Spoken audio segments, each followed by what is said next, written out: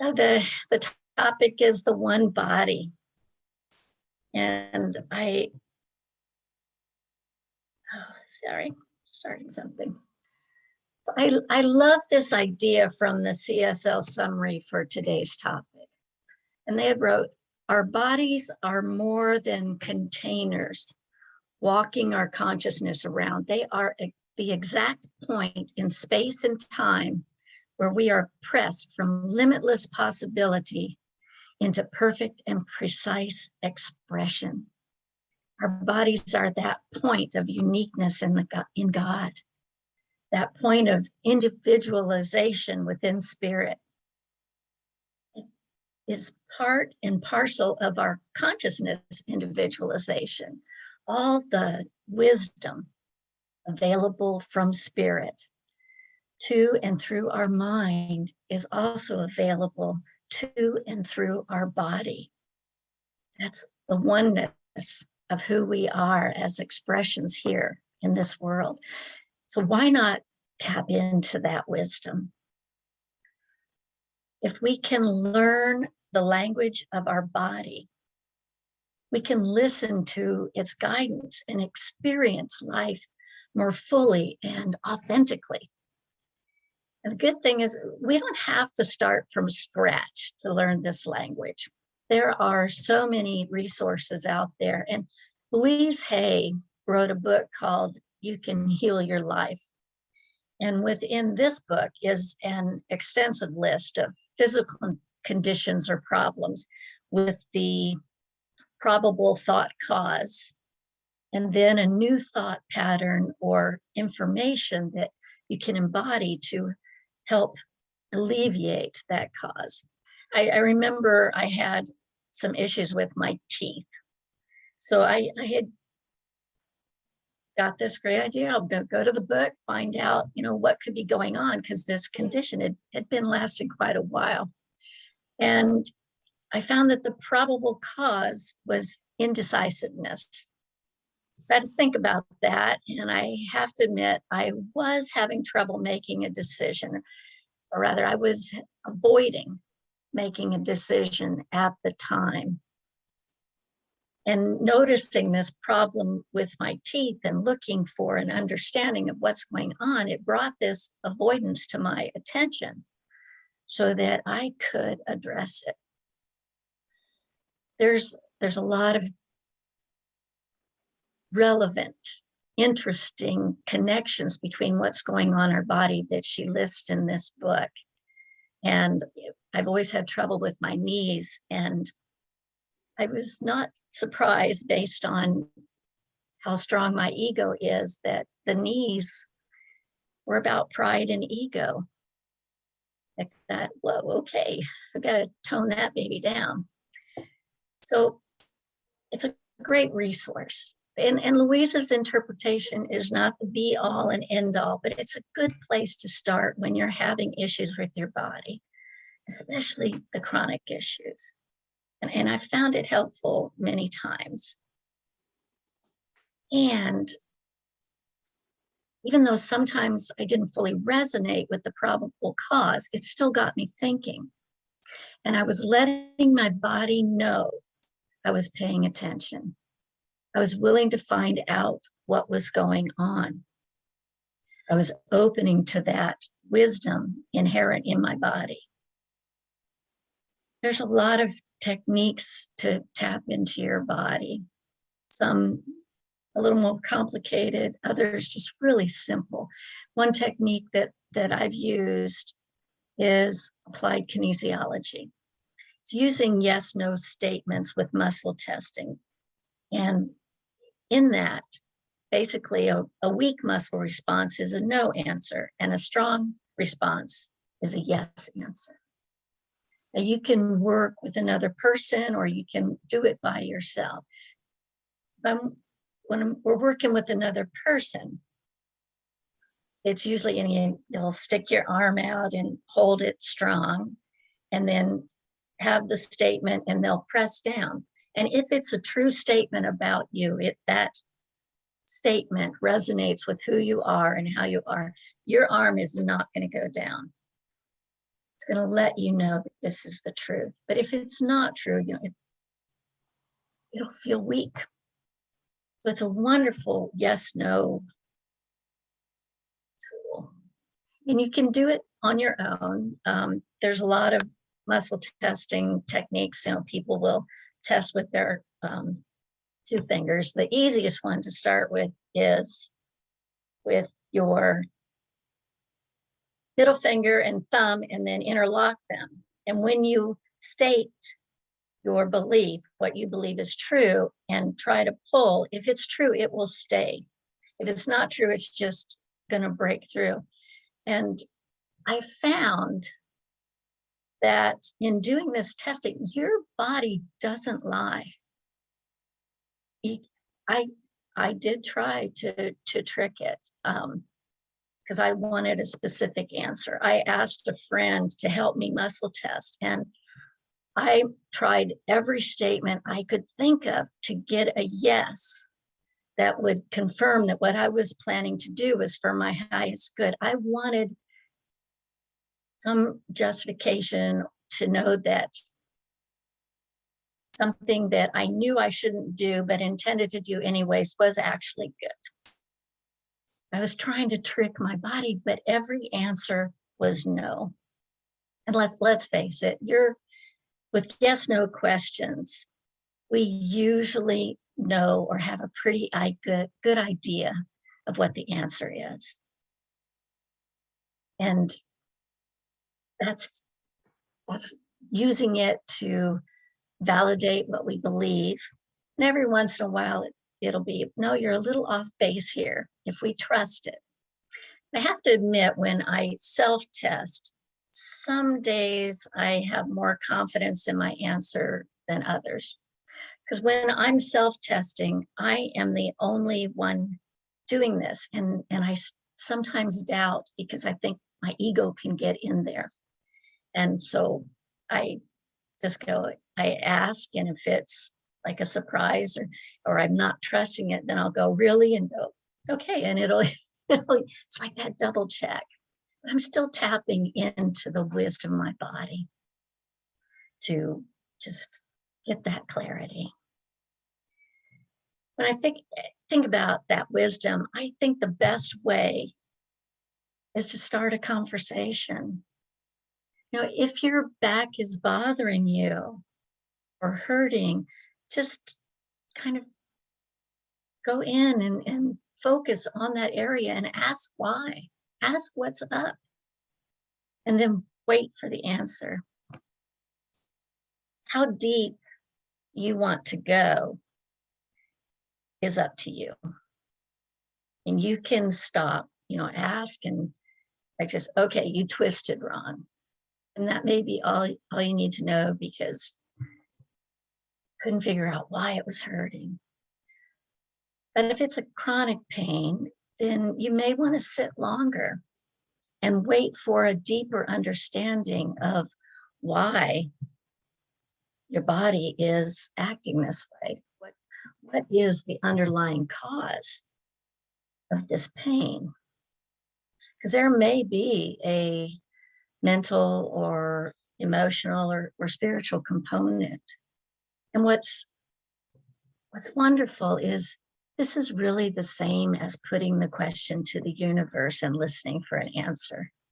When we go into prayer, we go into meditation, even though we're asking our body and getting the information from our body, the answer is coming from the same source. The body's wisdom is God's wisdom. It's just another avenue through which God speaks to us. Initially, I used to think my body was just reflecting back to me the issues I had in my life. It was an information source. My knee is hurting. I'm too caught up in my pride. Why am I being so inflexible, so caught in pride? And I still believe it's an information source, but I had this interesting experience a little while ago that let me see that my body supports me as well. I've got the physical sense and supporting me and giving me the information about what's going on, but I got this sense that it supports my desires too. I have had a really large issue with sugar for quite a while. It got to the point where the sugar pick me up that's supposed to, give you more energy to keep going. It was really short lived. And I was going pretty quickly to that sugar fatigue state. And I really was having issues with that because I couldn't stop the sugar, but I wasn't having the energy. I was getting so tired.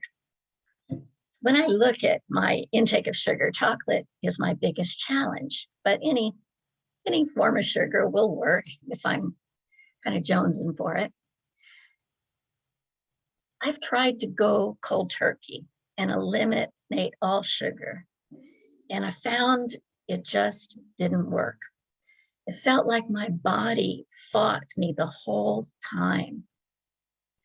So a little while ago, I had this great idea. Since chocolate was basically my sugar nemesis and I couldn't eat just one, I would only eliminate chocolate and let myself have those non-chocolate sweets because I don't want to binge on those. What I found after several days is my body wasn't craving the chocolate and it was satisfied with one treat.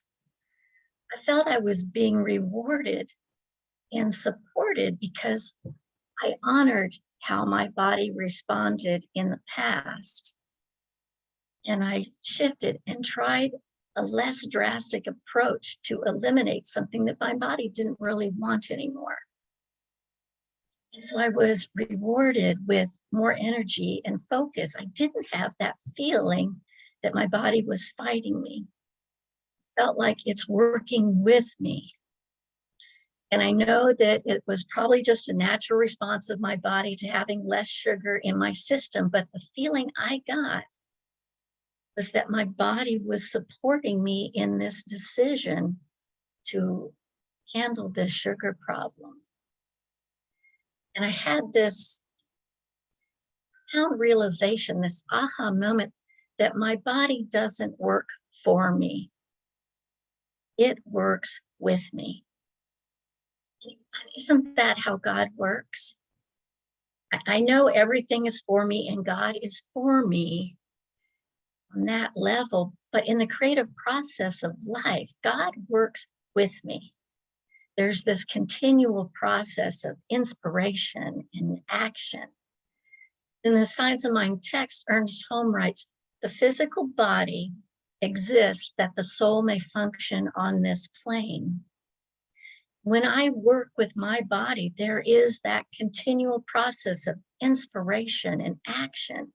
So my body stays healthy and my soul can continue to function on this plane and fulfill its purpose. I get to continue to be this vibrant and unique expression of the divine. I'm supporting myself. When I go from seeing my body as working for me to see my body working with me, it's like my body goes from being an employee to a co-owner. So it may not be politically correct, but my body is more important to me as a co-owner. I find I'm more open and more willing to listen to what it has to say. I'm not saying, do this, keep functioning. I want to consult with my body and hear what it has to say in support of I want to do, who I want to be. I'm putting more value on its wisdom. I know this is my reaction. It may not be a game changer for you, but for me, it feels like a game changer. I am working with my body and I have this extra support and wisdom available. It just feels like a greater expression of God in me and through me and as me. I've been more looking at this physical issues and the wisdom that we find in these issues, but there's that intuitive wisdom that springs from our bodies automatically. It's something that we can cultivate, but it's also that innate wisdom of God that just shows up if we pay attention. So I'd like to read this story that illustrates this point. So a young woman had recently graduated from nursing school, and she took a position as an ICU nurse. Through school and in her training at the new job, this concept of nursing intuition was frequently referred to. This intuition was given nearly as much attention as other objective, measurable signs about a patient's condition. She had been assured in school that nursing intuition would develop over time. One night, as she assessed her patient and surveyed the room, something just felt wrong. She felt a little queasy, a little stiff. Her gut was telling her that something was off. She couldn't put a finger on it. The most recent labs looked okay. The vital signs on the monitor were within the parameters. The patient's assessment didn't show anything deeply outside the expected findings, given that he was in the ICU. Still, she trusted that. She spoke to the director and the other nurses. Something just isn't right. I can feel it. Within hours, the patient went from stable to critical. His blood pressure dropped drastically. His lungs started to decline. His heart rate got very high. Because she had listened to her gut, the doctors and other nurses nearby were already on alert. Help and resources were immediately available. They were able to step in at a moment's notice because they had forewarned. Even though it looked for a few minutes like he might go into cardiac arrest, he didn't. The medical team was there, ready to react quickly, and the patient ended up healing well. It's because the medical team knew to trust that gut feeling.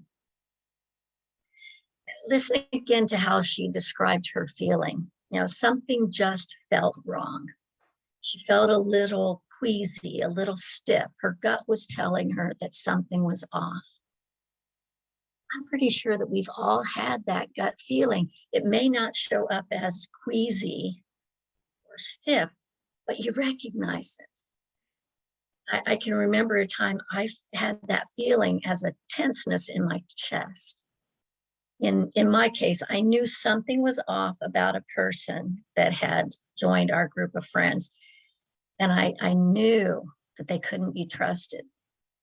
They hadn't said or done anything that would make you think they couldn't be trusted, but something didn't feel right. And I bring this up because I initially trusted that feeling. But over time, I watched everyone else. So I kind of let my guard down and thought, well, maybe I was wrong. And I wasn't. And that led me to know that that feeling within me was my body letting me know that something wasn't right, and I needed to trust it. We each have to know how our own body responds when something feels wrong. And if you pay attention, you'll know that. And you also need to know when it feels right. It's so that you can recognize in the moment when your body's trying to tell you something. And I know it seems like everybody emphasizing knowing when something feels wrong, how your body reacts, but it's also just as important to know when something feels right. So that you know when you walk into an event or an experience or some meeting with someone, you can test your body. You can know, wow, I feel really good. I feel really calm. This is a good place to be, or I'm tensing up, my stomach's kind of queasy. I need to be careful here. We have this magnificent, unique partner that is always available to us. It is who we are. We're not separate from our body. And if we take the time to understand how it communicates with us, we open up another avenue for divine guidance and intuition. We embrace that fullness of who we are and allow everything within us that's right here for us to be there to support us. It's really important to recognize how available, how powerful, how much wisdom is in our bodies, and tap into that. I just want to do a quick side note here because I think it's really important. I know you heard this earlier this month, but it really bears repeating. It's so important to love your body. Nikola Tesla said, everyone should consider his body as a priceless gift from one whom he loves above all. A marvelous work of art of indescribable beauty and mystery beyond human conception. Love your body just as it is. A marvelous work of art of indescribable beauty. The more you love your body, the deeper your connection will be with your body. The more you love your body, appreciate your body, the more you will trust the wisdom within your body. And we need to trust that body. We need to grow that love and grow that trust. We need to learn to trust that wisdom, our body's intuition and messages, just as much as we trust the wisdom and intuition we hear from that still small voice within our minds. They're all part of that one system within us. Because our bodies are individualized expressions of the body of God. Our bodies are divine instruments that serve as connecting points between this physical life and the spiritual wisdom, that spiritual essence that we truly are. When we listen to our bodies, we're listening to the divine, we're listening to divine guidance in our lives. I think the blurb in this week's email, this week's newsletter, sums it up perfectly.